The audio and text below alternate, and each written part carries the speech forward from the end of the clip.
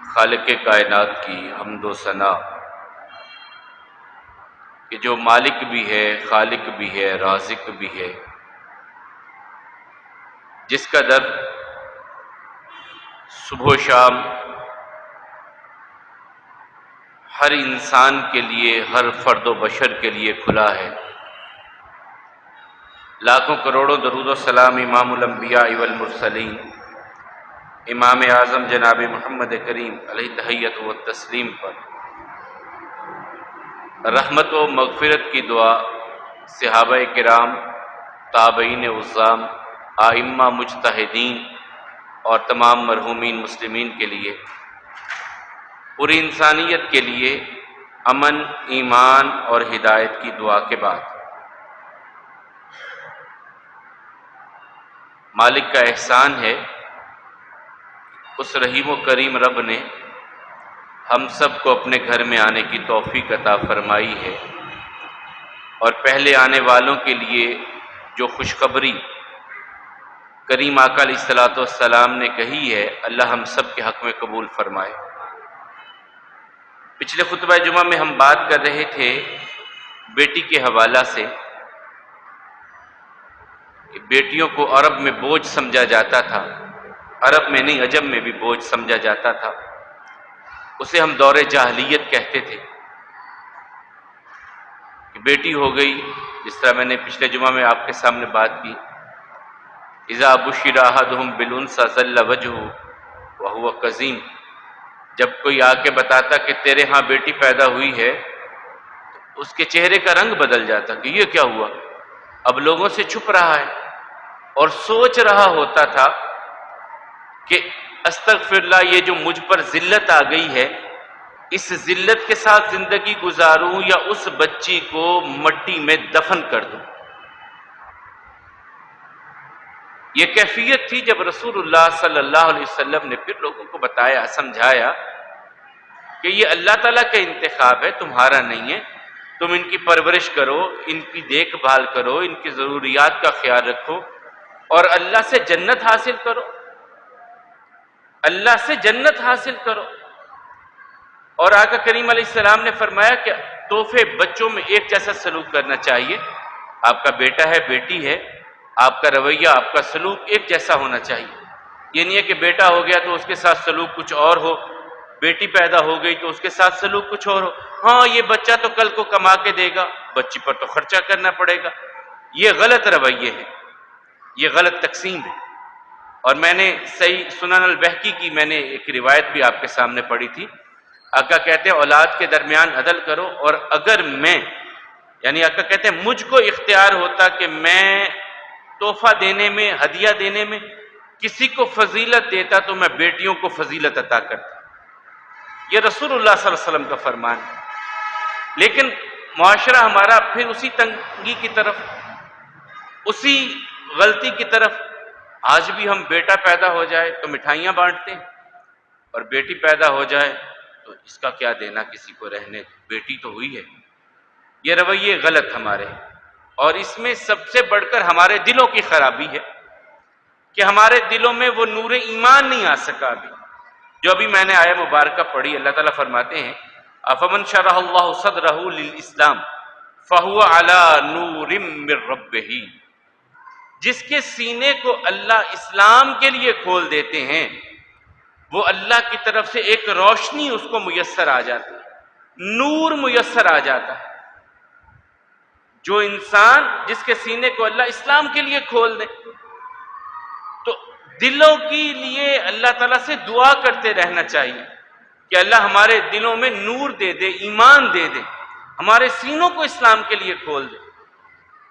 کریم آقا علیہ الصلوۃ والسلام دعا کیا کرتے تھے، اللہم یا مقلب القلوب ثبت قلبی علی دینک، اے دلوں کو پھیرنے والے اللہ میرے دل کو اپنے دین پہ ثابت قدمی عطا کرنا۔ حضرت انس کہتے ہیں میں نے پوچھا یا رسول اللہ صلی اللہ علیہ وسلم کیا دل بھی پھرتا ہے؟ دل بھی پھر جاتا ہے؟ آپ دعا کرتے ہیں اللہم یا مقلب القلوب ثبت قلبی علی دینک، یا اللہ میرے دل کو اپنے دین پہ استقامت دینا، کیا دل پھرتا ہے؟ دل گھوم جاتا ہے، کہیں پھر جاتا ہے؟ آقا علیہ الصلوۃ والسلام نے فرمایا ہاں انس ایسا ہوتا ہے، آدم کے بیٹوں کے دل اللہ کی 2 انگلیوں کے درمیان ہیں، جدھر اللہ چاہے پھیر دیں۔ اس لیے دعا کرتے تھے اللہ میرے دل کو اپنے دین کی طرف پھیر دینا، یہ رسول اللہ صلی اللہ علیہ وسلم دعا سکھاتے تھے۔ اور پھر کبھی یوں کہتے اے اللہ اللہم لا تجعل، یا اللہ میرے دل کو سخت نہ کرنا، یہ دل کی سختی آ جاتی ہے، دل میں کجی آ جاتی ہے، دل پہ زنگ لگ جاتا ہے، ایمان سے اسلام سے بندہ دور ہو جاتا ہے، اور پھر ایسے معاملات ہوتے ہیں جیسا ہمارا میاں والی میں معاملہ ہوا، دل کی سختی، دل کا زنگ آلود ہو جانا۔ اللہ تعالیٰ فرماتے ہیں کلا بل ران علی قلوبہم، دلوں پہ تو زنگ لگ جاتے ہیں۔ کیوں لگتے ہیں دل پہ زنگ؟ اس کی وجہ بھی تو دیکھنی چاہیے، اور وہ دل کا زنگ کیسے اترے گا یہ وجہ بھی آج ہم دیکھیں گے انشاءاللہ۔ دل زنگ آلود کیوں ہوتے ہیں، سیاہ کیوں ہوتے ہیں، ان پہ مہر بھی لگ جاتی ہے تو کیوں لگتی ہے، اور دل نرم ہو، سختی سے نرمی کی طرف لانا ہے تو کیسے لانا ہے؟ اللہ کے رسول صلی اللہ علیہ وسلم جو یہ دعا کرتے اللہ ثابت قدمی دینا دین کی طرف، تو اسی کے متعلق آقا کریم علیہ السلام نے فرمایا الا یاد رکھو ان فی الجسد مضغہ، جسم میں ایک ٹکڑا ہے، ایک لوتھڑا ہے گوشت کا، اذا صلحت صلح الجسد کلہ، جب وہ جسم کا گوشت کا ٹکڑا تمہارے جسم میں ٹھیک کام کر رہا ہے تو تمہاری پوری باڈی کا انفراسٹرکچر ٹھیک کام کرے گا۔ وَإِن فَسَدَتْ فَسَدَتِ الْجَسَدُ كُلُّهُ، اگر وہاں پر خرابی آ گئی تو سارے جسم میں خرابی آ جائے گی۔ الا وَهِيَ الْقَلْبُ، یاد رکھو وہ دل ہے، اگر یہ ٹھیک کام کر رہا ہے تو تمہارا پورا جسم ٹھیک کام کر رہا ہے، پوری باڈی ٹھیک کام کر رہی ہے۔ اگر یہاں پر خرابی آ گئی تو تمہارے پورے جسم میں خرابی آ جاتی ہے۔ اس دل کو ٹھیک کرنا، وَمَا تَسْتَوِ الْقَلْبُ كَمَا يَسْتَوِ الْحَدِيدُ إِذَا جَاءَهُ الْمَاءُ، قِيلَ وَمَا جِلَاؤُهَا يَا رسول اللہ صلی اللہ علیہ وسلم، قَالَ كَثْرَةُ تِلَاوَةِ الْقُرْآنِ وَتَذْكِرَةٌ لِلْمَوْتِ۔ آقا فرماتے ہیں دلوں کو زنگ لگتا ہے جیسے لوہے کو پانی لگ جائے تو اسے زنگ لگ جاتا ہے، اسی طرح دل کو زنگ لگتا ہے۔ صحابہ اکرام نے پوچھا ما جلاؤہا یا رسول اللہ صلی اللہ علیہ وسلم، اے اللہ کے حبیب علیہ السلام لوہے کا زنگ تو اتارنے کا ہمیں پتہ ہے، ہم کیسے لوہے کا زنگ اتاریں؟ یہ دل کے زنگ کی بات آپ نے کی ہے، ہمیں بتلائیے کہ دل کا زنگ کیسے اترے گا، اس کا کوئی نسخہ کیمیا بتا دیجئے کہ ہمارے دل اس زنگ سے محفوظ ہو جائیں، اور اگر کہیں نہ کہیں ہمارے دل پہ زنگ لگ ہی جائے تو ہم اس نسخے پہ عمل کر کے اپنے دلوں کے زنگ کو اتار سکیں۔ تو 2 چیزیں بتائیں ہیں آقا علیہ الصلوۃ والسلام نے جن سے دل کے زنگ اترتے ہیں، فَمَا كَثْرَةُ تِلَاوَةِ الْقُرْآنِ، دل کو سمجھو زنگ آلود ہو گیا، قرآن کی تلاوت زیادہ شروع کر دو، یہ دوا اپنی زندگی میں بڑھا دو، تلاوت زیادہ سے زیادہ قرآن کریم کی کرو، تمہارے دلوں کو اللہ زنگ سے صاف کر دیں گے۔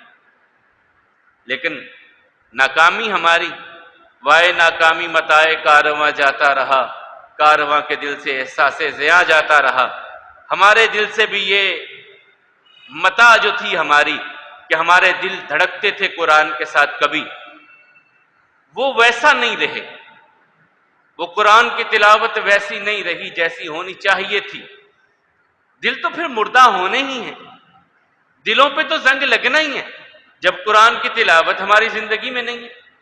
کون ہے الا ماشاء اللہ جسے اللہ اپنا خاص کرم کریں جو یہ سمجھتا ہو کہ میں نے ایک دن میں کم از کم 1 پارہ تو ضرور پڑھنا ہے۔ یہ پاروں کی تقسیم کس لیے ہے آپ جانتے ہیں؟ یہ رسول اللہ صلی اللہ علیہ وسلم کی نہیں، یہ بعد میں صحابہ کرام تابعین عظام اپنی اپنی سہولت کے لیے انہوں نے کہا کہ یار روزانہ کم از کم اتنا پڑھنا چاہیے کہ 1 مہینے میں مکمل ہو جائے، کم از کم اتنا ہو کہ ہم 1 مہینے میں قرآن کریم مکمل پڑھ سکیں۔ اس لیے 30 پاروں کی یہ تقسیم آئی ہے، یہ دور نبوی کی نہیں ہے، بات کی ہے یہ بھی۔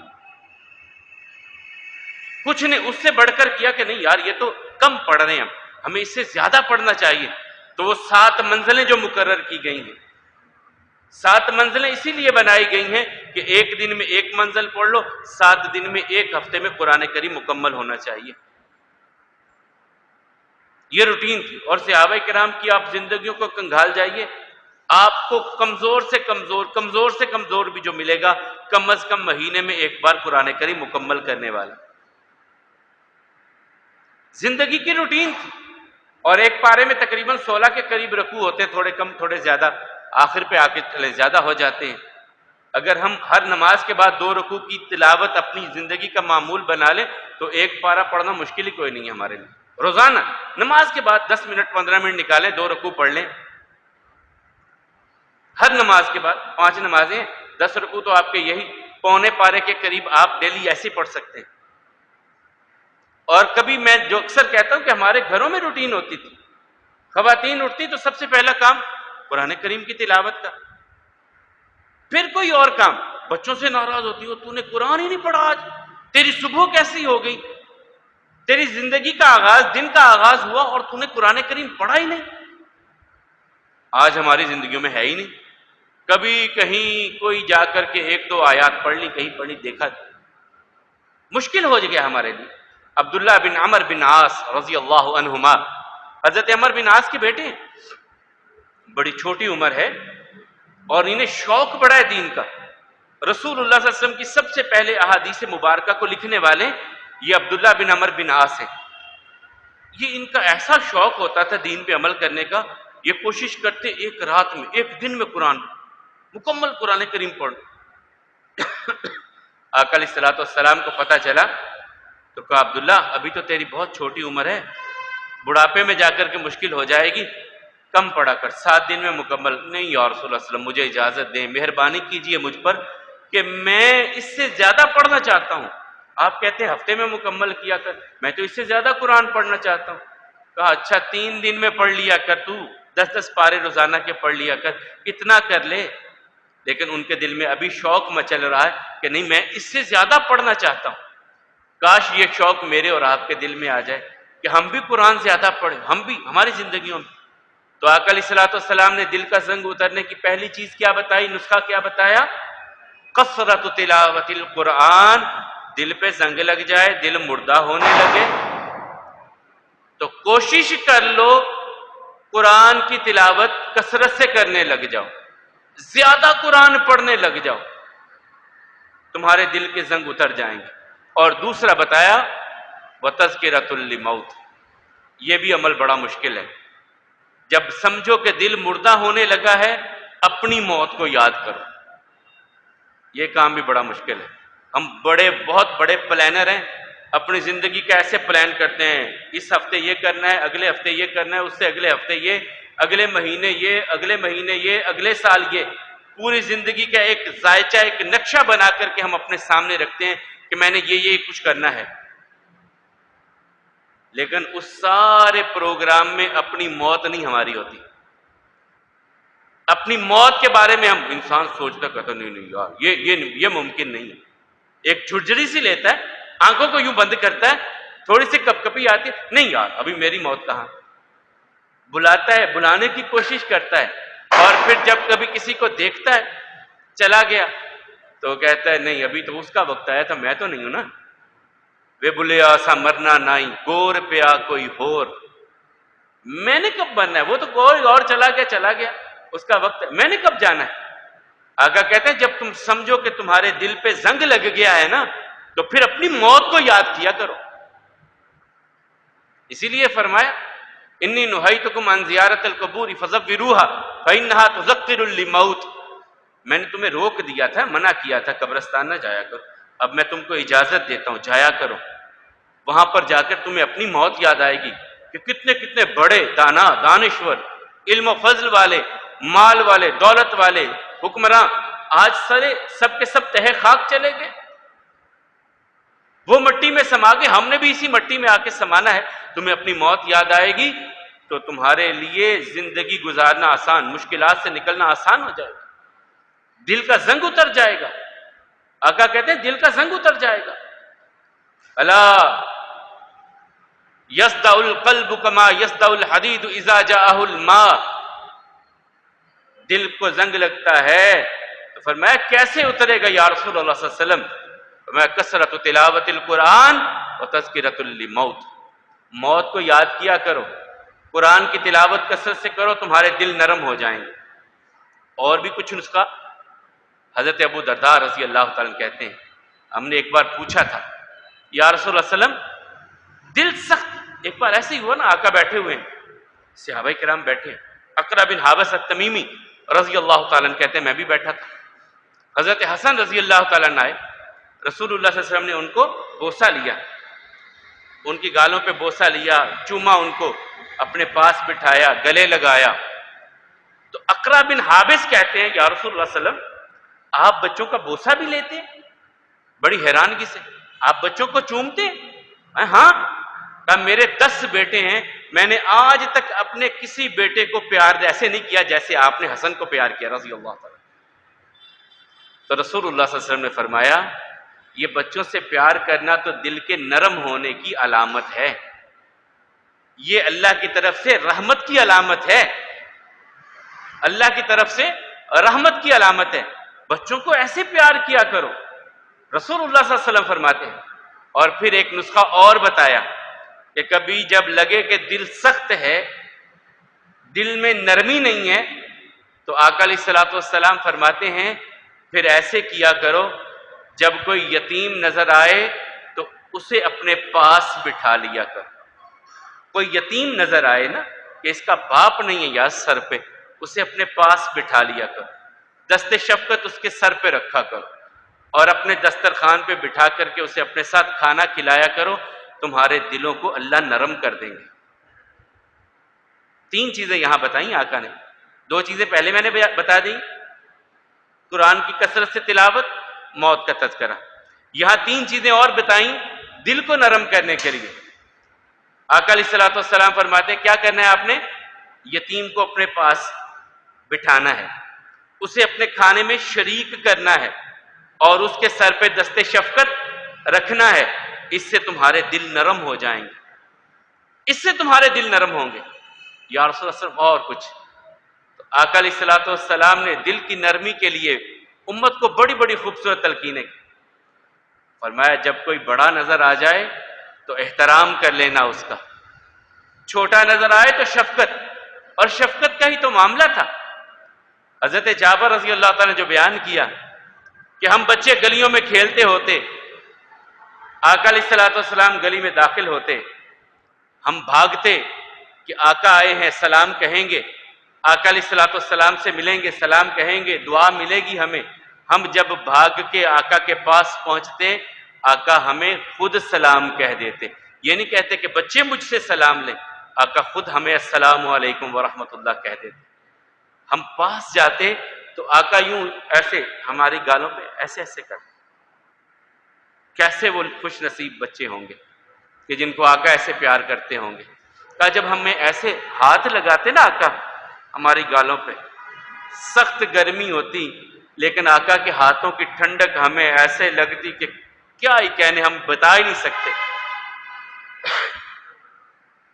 اور آقا کے ہاتھوں کی خوشبو، ہم دیر تک ایسا محسوس کرتے کہ یہاں پہ آقا کے ہاتھ لگے، خوشبو آ رہی ہے، ٹھنڈک اور خوشبو آقا کے ہاتھوں کی ہم محسوس کرتے۔ تو دل کی نرمی کیا ہے؟ چھوٹوں کے ساتھ پیار کرنا۔ دل کی نرمی کیا ہے؟ بڑوں کو ادب کرنا۔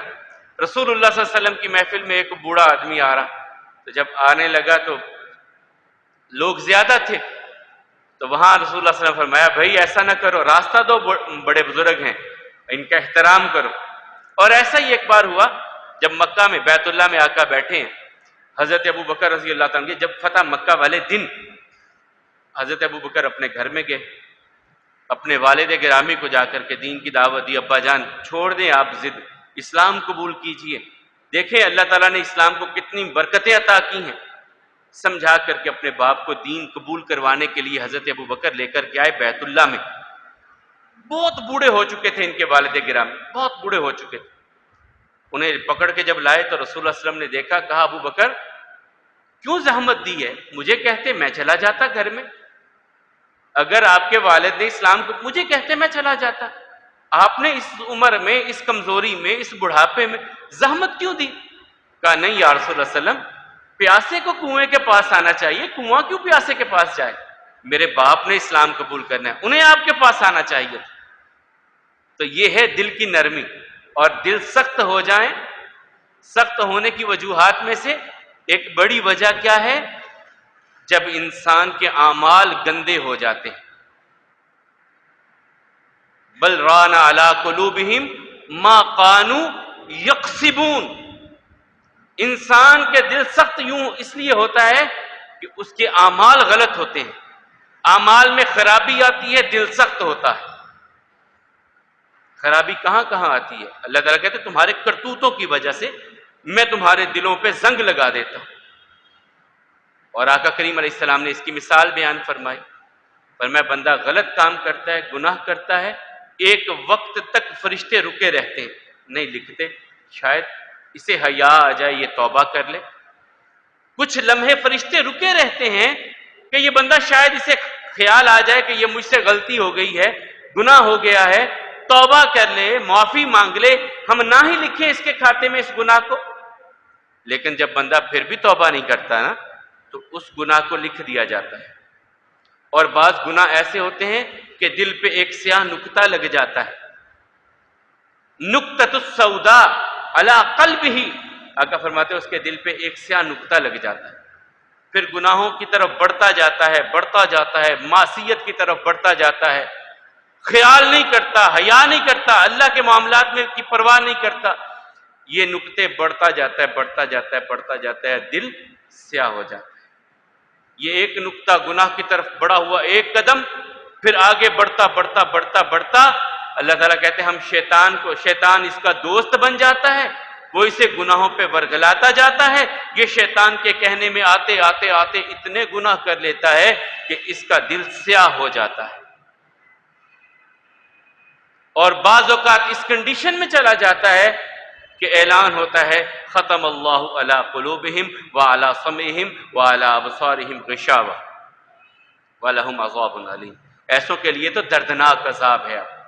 یہ اس جگہ پہ پہنچ گیا گناہوں میں، اس کنڈیشن میں چلا گیا، اس حالت و کیفیت میں چلا گیا کہ اب یہ پلٹ نہیں رہا، اور پلٹنے کے معاملات بھی نہ رہے. تو اللہ تعالیٰ کہتے ہیں کہ پھر ہم ان کے دلوں پہ مہر لگا دیتے. بل طبع اللہ علی قلوبہم، اللہ ان کے دلوں پہ مہر لگا دیتے. وَلَهُمْ عَذَابٌ عَلِيمٌ، ان کے لیے تو پھر دردناک عذاب ہے. تو یہ دل کی کیفیتیں ہیں. اللہ تعالیٰ کہتے ہیں یہ گناہ، اور ہم اس میں سمجھتے ہیں یار حضرت عائشہ رضی اللہ تعالیٰ عنہ فرماتی ہیں کہ انسان بعض اوقات سمجھتے ہیں یار یہ چھوٹا سا گناہ ہی تو ہے نا، ہے کیا کوئی بڑا معاملہ ہے، کر لیتا ہوں، پھر کیا ہوا؟ وہ ایک، پھر دو، پھر تین، یوں کنکر ملتے ملتے ملتے ایک پہاڑ بن جاتا ہے. چھوٹے چھوٹے کنکر ملتے ملتے پہاڑ بن جاتے ہیں، اور انسان گناہوں پہ دلیر. آج ہم گناہوں پہ دلیر ہیں. اس کی وجوہات میں سب سے بڑی وجہ ہمارے دل میں ویسا نور ایمان نہیں ہے، اور ہم نے اپنے دلوں کو کبھی ٹٹولنے کی کوشش بھی نہیں کی، کبھی سوچ میں بھی نہیں پڑے کہ ہمارا لائف سٹائل ہے کیا، زندگی گزارنے کا طور طریقہ ہے کیا، اس میں ہم کہاں کھڑے ہیں. اپنی پوزیشن چیک کرنی چاہیے انسان کو کہ میں ہوں کہاں پہ، کس مقام پہ ہوں، میرا راستہ کیا ہے، میری منزل کیا ہے، میرا ٹھکانہ کیا ہوگا. یہ اپنے آپ کو چیک کرنا تھا. سفر تو ہو رہا ہے، دن رات گزر رہے ہیں، وہ تو رکیں گے نہیں. نہ آپ کے کہنے پہ دن رکے گا، نہ میرے کہنے پہ رکے گا، نہ رات آپ کے کہنے پہ رکے گی، نہ میرے کہنے پہ رکے گی. نہ ہم سب کی زندگی فریز ہو سکتی ہے کہ ہم اپنی زندگی کو سٹاپ کر دیں، یہاں پہ روک دیں. ایسا بھی نہیں ہونے والا. یہ تو ایک مسلسل چکر ہے، چل رہا ہے، دن رات کا سائیکل ہے، وہ چل رہا ہے. لیکن اینڈ آف ٹائم اپنے آپ کو ہم کہاں دیکھتے ہیں؟ جب ہماری زندگی کا اختتام ہوگا ہم اپنے آپ کو اس وقت کے لیے سوچیں کبھی اپنے ذہنوں میں تصور کریں ہم کہاں پہ ہوں گے؟ کیا ہمارے دل ایسے ہیں کہ ہم جب اللہ تعالیٰ کے سامنے جائیں تو وہ بالکل صاف ہوں گے؟ لباس کا کتنا خیال رکھتے ہیں ہم؟ شادی پہ جانا یار کپڑے اچھے ہونے چاہیے، داغ نہ ہو اس پہ، چہرہ صاف ہو، منہ بار بار دھوتے ہیں، نہاتے ہیں، غسل کرتے ہیں، خوشبو لگاتے ہیں کہ کسی بڑے بندے کے پاس جانا ہے۔ اللہ تعالیٰ کے سامنے بھی تو کھڑا ہونا ہے، دل دیکھا ہے کہ صاف ہے، اس پہ داغ تو نہیں ہے۔ اللہ کے سامنے صاف دل لے کے جانا ہے کہ گندا دل لے کے جانا ہے؟ حسد سے بھرا ہوا، نفرتوں سے بھرا ہوا، بغض سے بھرا ہوا، کینے سے بھرا ہوا، شرارتوں سے بھرا ہوا، شیطنت سے بھرا ہوا دل یہ لے کے اللہ کے سامنے جانا ہے؟ اس کائنات کے شہنشاہ کے در پہ جانا ہے ہم نے، جس جیسا شہنشاہ کوئی نہیں ہے، اس کے در پہ ایسا دل لے کے جائیں گے جس میں دوسروں کے بارے میں غلطیاں بدگمانی ہی بدگمانی، ایسا دل اللہ کے سامنے لے کے جانا ہے؟ یا اس کو صاف کرنے کی کوشش کرنی ہے؟ اس کی صفائی کا انتظام بھی تو کچھ کرنا ہے۔ اور وہ بات جو گناہوں کی طرف انسان جاتا ہے پھر وہ حدود کو پامال کرتا ہے، اللہ تعالیٰ کی حدود کو پامال کرتا ہے، گناہوں میں بڑھتا بڑھتا پھر وہ بیٹی کے پیدا ہونے کو بھی اپنے لیے بوجھ سمجھتا ہے، پھر وہ کسی انسان کی عزت کو بھی پر بھی حملہ کرتا ہے، آبرو پہ بھی حملہ کرتا ہے، مال پہ بھی حملہ کرتا ہے۔ میرا یہ کس کا مال گیا؟ میرا بن جائے، عزت و آبرو تو میری ہے، کسی کی تو عزت ہی نہیں ہے۔ لوگوں کی پگڑیاں اچھالتا ہے، یہ دل کے زنگ ہے، یہ دل کی سیاہی ہے، عزتیں اچھالتے ہیں لوگوں کی۔ پھر کسی کی ایک چھوٹی سی خبر آ جائے نا، کسی کے بارے میں پتا چل جائے کہ اس میں یہ نقص ہے یا عیب ہے یا گناہ ہے تو اس کے ڈھنڈورے پیٹتے ہیں۔ یہ بھی دل کی سیاہی ہے، یہ بھی دل کی سیاہی ہے۔ آقا علیہ الصلوۃ والسلام تو اللہ سے کیا دعا کرتے تھے؟ پھر آئیں اسی دعا کی طرف، اللہم یا مصرف القلوب صرف قلبی علی طاعتک، اللہ میرے دل کو پھیرنا تو اپنی فرما برداریوں کی طرف پھیر، میرا دل دھڑکے تو تیری فرما برداری کی طرف، میرا دل جمے ثابت قدمی اختیار کرے تو تیرے دین پہ کرے۔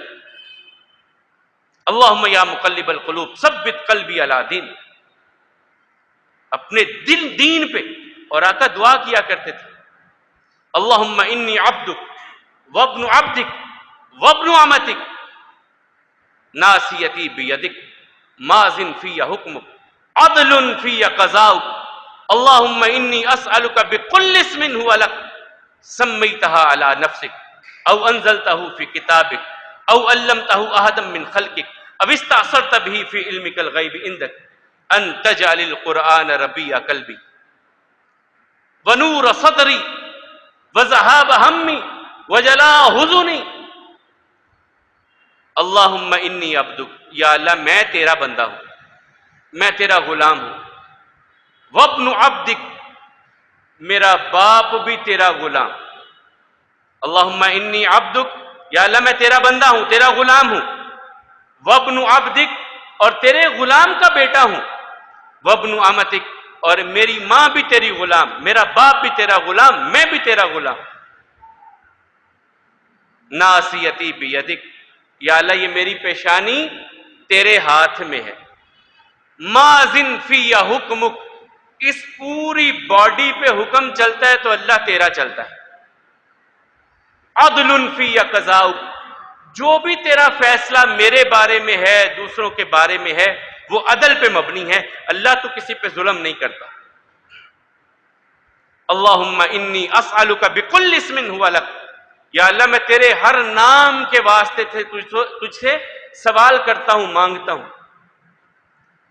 انزلتہ فی کتابک، وہ نام تو نے اپنی کسی بھی کتاب میں اتارا ہے، او علمتہ احدا من خلقک، اپنی مخلوق میں سے کسی بندے کو وہ نام عطا کیا ہے، او استأثرت بہ فی علمک الغیب عندک، یا اس نام کو غیب کے خزانوں میں ابھی آپ نے رکھا ہوا ہے۔ ان سب ناموں کے صدقے میں اللہ تجھ سے سوال کرتا ہوں، ان تجعل القرآن ربیع قلبی، میرے دل کی بہار بنانا تو قرآن کو بنانا، ونور صدری، قرآن کو میرے سینے کا نور بنانا، وذہاب ہمی، میرے غموں کو دور کرنے والا بنانا، میرے غموں کو دور کرنے والا اس قرآن کو بنا دے۔ تو دل زنگ آلود، سیاہ ہو جانا، سختی آ جانا، اور اللہ کے حبیب علیہ الصلوۃ والسلام اللہ تعالیٰ سے پناہ مانگتے تھے، یا اللہ میں تجھ سے پناہ مانگتا ہوں، اللہم انی اعوذ بک من قلب لا یخشی، یا اللہ ایسا دل نہ دینا جس دل میں تیرا ڈر اور خوف نہ ہو، جو تیرے سامنے جھکنے والا نہ ہو، تیرے در پہ جھکنے والا نہ ہو، اللہ ایسا دل نہ مجھے دینا، میں تیری پناہ طلب کرتا ہوں، میں تجھ سے پناہ مانگتا ہوں کہ مجھے اپنی پناہ عطا فرمانا، کہ میرے دل میں تیرا ڈر ہی نہ ہو، میرے دل میں تیرا خوف ہی نہ ہو۔ اور دل جب سیاہ ہوتے ہیں پھر انسان، جس طرح میں نے کہا کہ کسی کی عزت، کسی کا مال، کسی کی آبرو، ان پہ ہاتھ ڈالنے کی کوشش کرتا ہے، اور پھر جب گناہوں پہ بڑھتا ہے تو اپنی ہی بیٹیوں کو زندہ درگور بھی کرتا ہے، بیٹیوں کو مارتا بھی ہے۔ آج پھر دوبارہ یہ زخم تازہ ہوا تھا میرا، ایک سوتیلی دادی نے 2 سال کے بچے کو پانی میں ڈبو کر کے مار دیا۔ کیا ہو گیا ہمیں؟ کیا ہمارے دلوں میں اللہ کا خوف رہا ہی نہیں ہے؟ چھوٹی چھوٹی باتوں پہ مرنے مارنے پہ تل جاتے ہیں ہم نے انسانی جان کی قدر و قیمت ہی کچھ نہیں سمجھی، خیال ہی نہیں ہمیں آتا۔ ایک چھوٹا سا معصوم، ابھی وہ میاں والی کا واقعہ نہیں ہم بھولے، اب یہ ایک نیا معاملہ ہو گیا۔ ہمارے دلوں میں اللہ کا خوف رہتے نہیں کہ ہم کر کیا رہے ہیں، کیوں کر رہے ہیں۔ آئیے دلوں کی نرمی، اسی نسخے کی طرف آنا پڑے گا جو میرے اور آپ کی آنکھوں کی ٹھنڈک میرے اور آپ کے حبیب جناب محمد کریم علیہ الصلوۃ والسلام نے کہے۔ میں نے آغاز کیا تھا کہ دل زنگ آلود ہوتے ہیں، دلوں کو زنگ لگتا ہے، یہ آقا کریم علیہ السلام کا فرمان ہے اور اللہ کا فرمان ہے۔ اللہ تعالیٰ کہتے ہیں زنگ اس لیے لگتے ہیں بما کانوا یکسبون، تمہارے کرتوتوں کی وجہ سے دلوں پہ زنگ لگتا ہے۔ اور آقا نے مثال دی تھی کہ جس طرح لوہے کو پانی لگ جائے تو زنگ لگ جاتا ہے، اسی طرح دلوں کو زنگ لگتا ہے۔ تو صحابہ نے پوچھا تھا پھر کیسے اتارے، دل کا زنگ کیسے اتارے؟ تو اس میں نے 7 چیزیں آپ کے سامنے رکھی ہیں کہ جن سے دلوں کے زنگ اترتے ہیں۔ وہ اختصار کے ساتھ پوری توجہ سے سن لیجئے، 7 چیزیں جن سے دل نرم ہو جاتے ہیں۔ پہلی چیز کثرت سے قرآن کریم کی تلاوت، دوسری چیز اپنی موت کا اعادہ کرنا، اپنی موت کو یاد کرنا، اس سے دل صاف ہوتے ہیں۔ تیسری چیز جو رسول اللہ صلی اللہ علیہ وسلم نے کسی یتیم بچے کو اپنے پاس بٹھاؤ۔ چوتھا اس کے سر پہ دست شفقت رکھو، اسے اپنے ساتھ کھانا کھلاؤ۔ چلیں یہاں ایک اور حدیث مبارکہ یاد آئی اور بڑی خوبصورت۔ آقا فرماتے ہیں انا وقافل الیتیم فی الجنت کہاتین، یوں 2 انگلیاں کھڑی کر کے آقا نے کہا میں، یعنی آقا کریم علیہ السلام فرماتے ہیں میں اور جو یتیم بچے کی کفالت کرتا ہے، اس کی ذمہ داریاں اٹھاتا ہے، یتیم بچے کا بوجھ اٹھاتا ہے، میں اور وہ جنت میں ایسے اکٹھے ہوں گے۔ اب جو یہ چاہتا ہے کہ مجھے ہمسائیگی مل جائے آقا کریم علیہ السلام، میں کہتا ہوں ساری زندگی بندہ لگا دے، ہر چیز قربان کر دے، آقا کی ہمسائیگی مل جائے، اس سے بڑی کوئی نعمت ہو سکتی ہے؟ تو آقا فرماتے ہیں ایسے ہوگا میرے ساتھ وہ جنت میں جو یتیم کی کفالت کرتا ہے۔ تو دل کا زنگ اترے گا کثرت سے قرآن کریم کی تلاوت کرنا، اپنی موت کو یاد کرنا، یتیموں کو اپنی محفل میں مجلس میں بٹھانا اور ان کے سر پہ دست شفقت رکھنا، انہیں اپنے ساتھ کھانے میں شریک کرنا، بڑوں کا ادب کرنا، چھوٹوں کے ساتھ شفقت کرنا، ان سب کے ساتھ دلوں میں نرمی پیدا ہوتی ہے۔ آئیے اللہ تعالیٰ سے دعا کیجئے، اللہ تعالیٰ ہم سب کے دلوں کو، اللہم یا مقلب القلوب ثبت قلبی علی دینک، اسی دعا پہ جو میری اور آپ کی آنکھوں کی ٹھنڈک جناب محمد کریم علیہ الصلوۃ والسلام اللہ سے کرتے تھے کہ یا اللہ ہم سب کے دلوں کو اپنے دین پہ ثابت قدمی عطا فرمانا، یا اللہ ہم سب کے دلوں کو نفرتوں سے پاک کر دے، اللہ ہم سب کے دلوں کو حسد سے پاک کر دے، اے اللہ نفرتوں سے پاک کر دے، کینے سے ہم سب کے دلوں کو پاک کر دے، اے دلوں کو پھیرنے والے اللہ ہم سب کے دلوں کو اپنی فرما برداری کی طرف پھیر دے، اے دلوں کو پھیرنے والے اللہ ہم سب کے دلوں کو اپنے دین پہ اپنی فرما برداری پہ استقامت دے دے، اے مالک و مولا ایک دوسرے کا ادب کرنے والا بنا دے، ایک دوسرے کا احترام کرنے والا بنا دے، اے مولا کریم ہم گناہ گار ہیں، خطا کار ہیں، اپنے گناہوں کا اعتراف کرتے ہیں، اپنی خطاؤں کا اعتراف کرتے ہیں، تیرے در پہ بیٹھے ہیں، تیرے در کے سائل ہیں، تیرے در پہ بیٹھے ہیں، اللہ ہماری جھولیوں کو خیر سے بھر دے،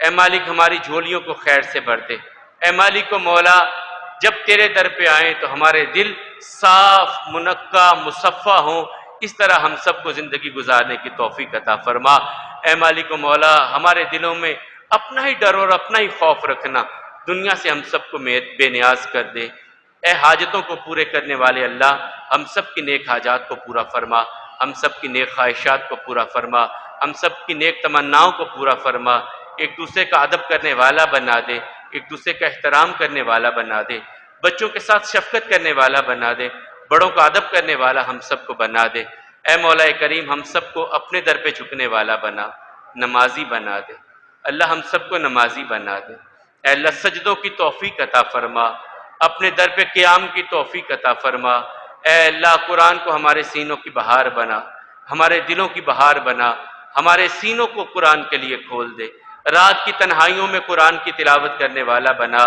دن کے اجالوں میں اپنے پاک کلام کے ساتھ اپنے وقت کو گزارنے والا بنا، اے مالک و مولا جتنے مسلمان بیمار ہیں گھروں میں ہسپتالوں میں ان کے امراض کسی بھی نوعیت کے ہیں سب کو شفائے کامل عاجل نصیب فرما، جو ہمارے بہن بھائی دوست احباب اس دنیا کو چھوڑ کے آپ کی بارگاہ میں پہنچے ان سب کی مغفرت فرمائیے، ان سب کی اگلی منزلیں آسان کر دیجئے، ان سب کی قبروں کو جنت کا باغیچہ بنائیے، اے مالک و مولا جو بھی مسلمان اس دنیا کو چھوڑ کے خاص طور پہ پچھلے دنوں پرسوں ترسوں ہمارے ایک بہت اچھے خطیب تھے بڑے اللہ والے بہاولپورہ محلہ میں مسجد میں 20 سال خطابت کی، بڑی قسم پرسی کی حالت میں بیچارے گئے لیکن تھے بڑے اللہ والے، ان کے لیے خصوصی دعا کیجیے، اللہ تعالیٰ انہیں اپنی جوار رحمت میں جگہ عطا فرمائے، ان کی اگلی منزلیں آسان کر دے اور ان کی قبر کو جنت کا باغیچہ بنائے۔ اقول قولی ھذا والحمد للہ استغفر اللہ لی ولکم ولسائر المسلمین۔